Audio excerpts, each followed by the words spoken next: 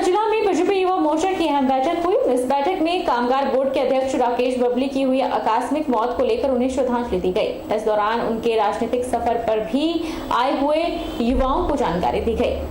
BJP युवा नेता विनय शर्मा ने कहा कि कामगार बोर्ड के अध्यक्ष राकेश बबली की हुई आकस्मिक मौत को लेकर उन्हें ऊना में श्रद्धांजलि दी गई। राकेश बबली पार्टी के विकास नीतियों को जन जन तक पहुंचाने में लगे हुए थे।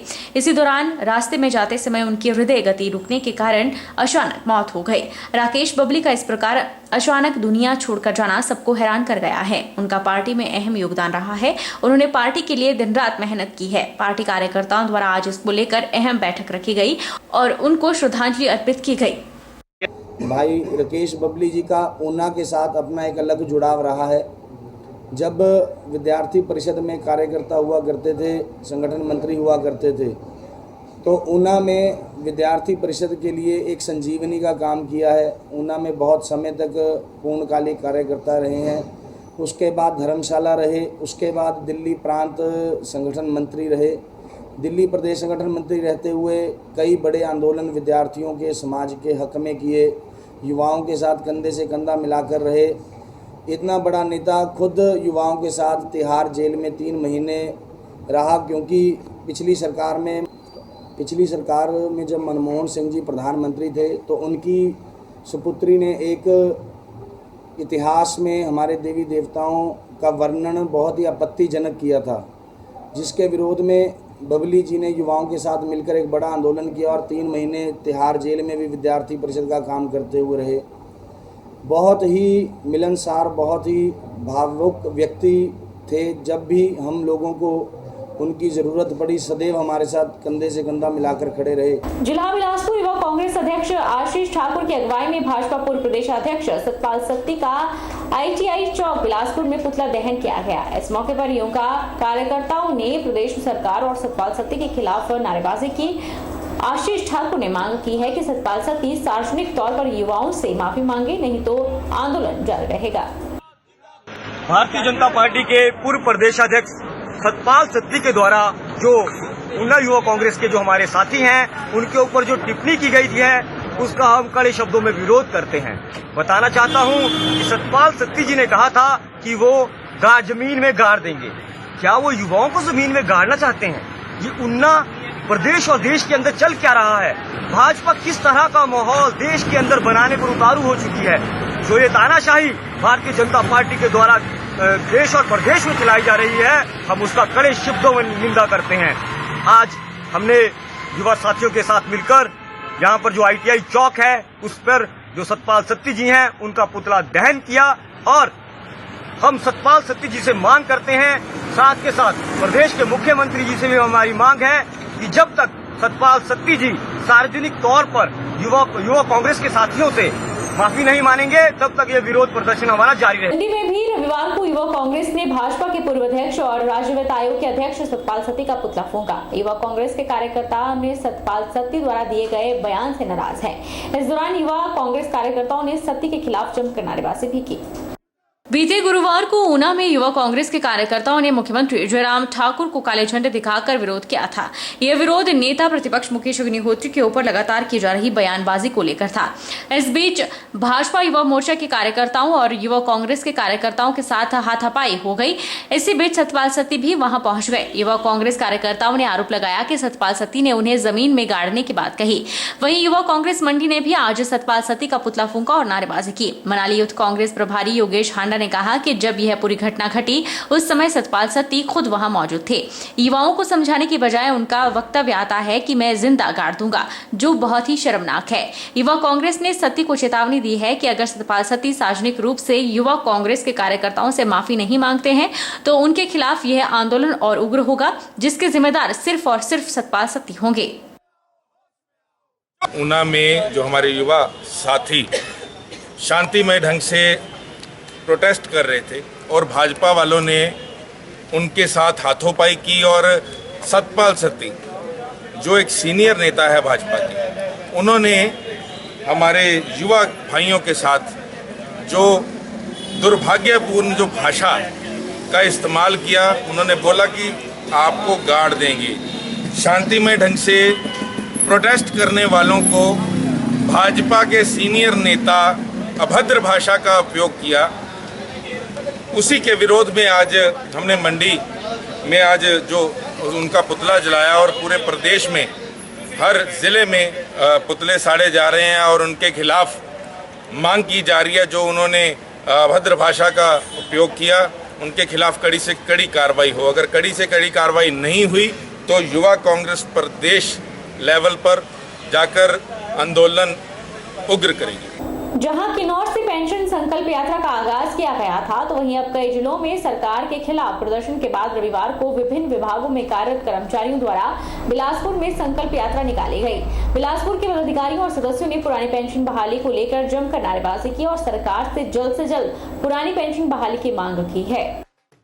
चाहे आज मानना पड़े, कल मानना पड़े, परसों मानना पड़े, 2 महीने बाद मानना पड़े, 1 साल में माननी पड़े, पेंशन तो बहाल करनी पड़ेगी और हमारी मांग माननी ही पड़ेगी। हमने संकल्प लिया है, पेंशन बहाली तक हम भी मानने वाले नहीं हैं और जब तक पेंशन बहाल नहीं होती तो आज तो हमारा आंदोलन चाहे उस जो जैसा भी आंदोलन है, हर जिले के सिर्फ कर्मचारी हैं। बहुत जल्द मानसून सत्र भी हिमाचल प्रदेश में होने जा रहा है और सरकार का आखिरी वो सत्र है। उस सत्र में हम सभी एनपीएस कर्मचारी तो पहुंचेंगे ही, हम अपने परिवार के साथ पहुंच रहे हैं। जो पेंशन में कर्मचारी हैं, पुरानी पेंशन में कर्मचारी है, वो भी हमारे साथ उस दिन पहुंच रहे हैं और इस बार जो है हम हिमाचल प्रदेश में एक नए इतिहास के साथ शिमला में पहुंचेंगे और बहुत ज्यादा संख्या वो शिमला में होगी और हम माननीय मुख्यमंत्री महोदय से आग्रह करेंगे कि उस दिन आए, उस दिन पेंशन कर्मचारियों की बहाल करें या उससे पहले पेंशन बहाल करें। हम उनका स्वागत करेंगे, हम उनका धन्यवाद उसी मन से करेंगे। अगर नहीं करते तो निसंदेह हम जो है सरकार से और माननीय मुख्यमंत्री महोदय का विरोध। शक्तिपीठ नैना देवी में भाजपा के जिला संगठन मंत्री अनुसूचित जाति मोर्चा अमरनाथ धीमान ने परिवार सहित माता के दर्शन किए। मंदिर की सफाई से प्रभावित होकर उन्होंने सफाई कर्मचारियों को सम्मानित किया। उन्होंने कहा कि हमारे समाज को स्वच्छ बनाने में सफाई कर्मचारियों की अहम भूमिका है। उन्होंने सफाई कर्मचारियों को मंदिर में और बढ़िया ढंग से सफाई करने के लिए भी प्रेरित किया। माता श्री नैना देवी के दरबार में माथा टेकने के लिए, मां का आशीर्वाद लेने के लिए यहाँ आया हूँ और यहाँ पर आज हमने माता जी के दर्शन किए और माता जी का आशीर्वाद लिया। साथ ही यहाँ पर मंदिर में जितने भी सफाई कर्मचारी थे, उन सभी सफाई कर्मचारियों को हमने सम्मानित किया,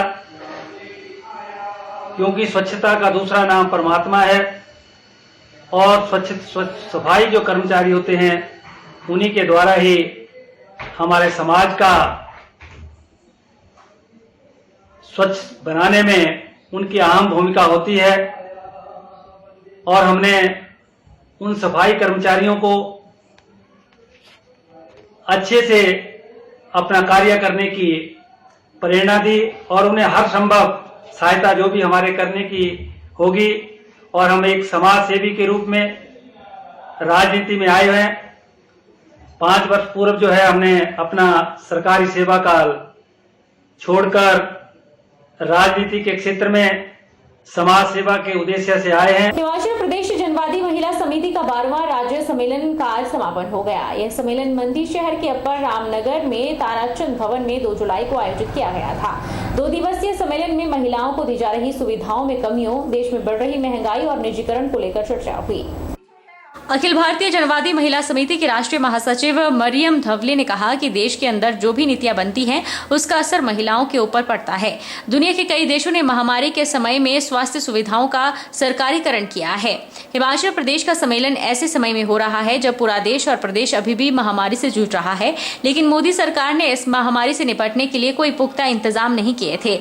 देश में चरमराती स्वास्थ्य सुविधाओं पर भी उन्होंने कहा कि देश में आज आम महिला और पुरुष अपना इलाज नहीं करवा सकता क्योंकि सरकार सभी सुविधाओं को निजी हाथों में देना चाहती है, जो कि सही नहीं है। उन्होंने कहा कि इन परिस्थितियों का मुकाबला करने के लिए और इनको बेहतर बनाने के लिए महिला संघर्षों को और मजबूती देनी होगी। आज भारत में सबसे ज़्यादा भूखे लोग हैं और उसके सबसे ज़्यादा शिकार बच्चियां और औरतें हैं। तो इसके ऊपर सरकार ने पैसा खर्चा करना चाहिए, ना कि मोदी और जो उनके दोस्त हैं अंबानी अदानी उनको टैक्स में रियायत देना, उनको कर्जा माफ़ करना, ये सब जो कर रही है उसके अलावा लोगों की परेशानियां दूर करने के लिए खर्चा करे।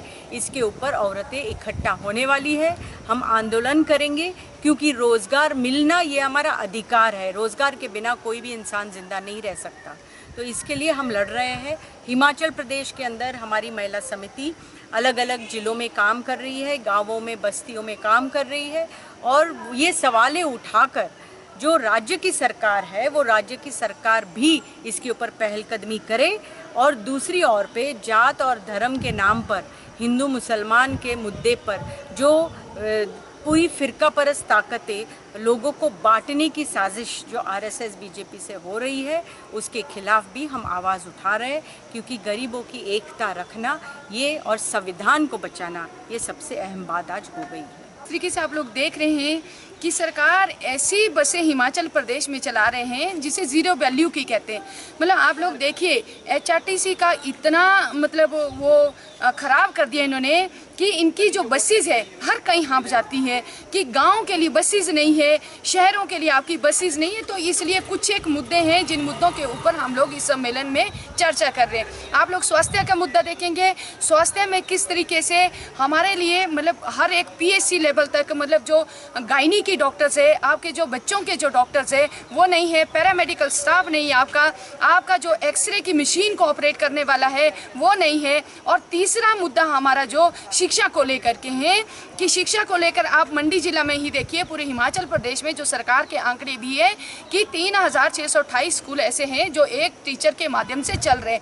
नगर परिषद नाहन में डिफॉल्टर दुकानदारों से अपना 70 लाख रुपए लंबित किराया वसूलने के लिए शहर के 47 दुकानदारों को लीगल नोटिस जारी किए गए हैं। अगर 1 महीने के भीतर किराया जमा नहीं किया गया तो इन दुकानदारों के खिलाफ बेदखली के तहत कार्रवाई की जाएगी। नगर परिषद नाहन के कार्यकारी अधिकारी संजय कुमार तोमर ने बताया कि नगर परिषद का पिछले लंबे समय से करीब 1 करोड़ किराया लंबित था, जिसमें से 30 लाख के करीब किराया वसूला जा चुका है, लेकिन अभी भी 70 लाख के करीब किराया लंबित पड़ा है। उन्होंने बताया कि शहर के 47 दुकानदार ऐसे हैं जिनसे नगर पालिका ने 70 लाख रुपया किराया वसूल करना है। इन सभी दुकानदारों को नगर पालिका की ओर से लीगल नोटिस जारी किए गए हैं, जिसमें 1 महीने के भीतर किराया जमा कराने की बात कही गई है। अगर ये दुकानदार 1 महीने के भीतर किराया जमा नहीं करवाते हैं तो उनके खिलाफ बेदखली के तहत कार्रवाई अमल में लाई जाएगी। लगभग हमारा 1 करोड़ के आसपास किराया पेंडिंग था, जो पिछले नोटिस देने से पहले उसमें से लगभग 20-30 लाख के आसपास हमारा किराया हमारे जो आया है और अभी भी 60 से 70 लाख का किराया पेंडिंग है। इसमें हमारे 47 डिफॉल्टर है जिनको हमने लीगल नोटिस दिए हैं और अब 1 महीने के बाद अगर वो फिर से किराया जमा नहीं कराते हैं तो उनके खिलाफ रिकवरी सूट के साथ साथ उनका जो वहाँ से बेदखली का है वो कार्रवाई की जाएगी। इससे पहले हमारे रेंट के जो धारक हैं उनको हमने नोटिस दिए थे तो उससे में काफी रेंट रिकवर भी हुआ है, लेकिन जो उसमें बड़े बड़े रेंट वाले थे जैसे तो उनको लीगल नोटिस दे दिए गए हैं। 1 महीने के अंदर वो किराया जमा नहीं कराते हैं तो रिकवरी तहसीलदार को उनके केसेस भेजे जाएंगे और उनकी प्रॉपर्टी अटैच की जाएगी और साथ ही साथ उनका वहाँ से निकाला बेदखली का भी सूट परस्यू किया जाएगा। रुकेंगे एक छोटे से ब्रेक के लिए, ब्रेक के उस पार फौरन लौटेंगे, आप बने रहिए हमारे साथ।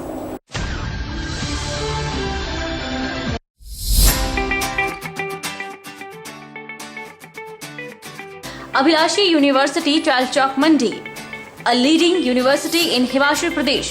Admission open 2022-23 for BMS, BSc MLT, BPT, BSc Honours, Agriculture, B Pharmacy, Regular and Lateral Entry, BTech Agriculture Engineering, Integrated, BA, B.Ed, BSc, B.Ed, BA, BSc, Medical, Non-Medical, Master of Physiotherapy, MSc Agriculture, M Pharmacy, M Tech, Civil, Mechanical, Computer Science Engineering, full-time and part-time, MBA, full-time and part-time, MA Education, MSc Geology, D Pharmacy, Ayurveda and Allopathy, Diploma in Art and Craft, Drawing Master, Tourism Studies and Hospitality, Yoga, Medical Lab Tech, Multipurpose Health Worker Male, 2-year Veterinary Pharmacist, Training Courses and PhD in Geology, Education, Pharmacy, Management, Civil Computer Science Engineering, Scholarship Assistance available. Contact for admission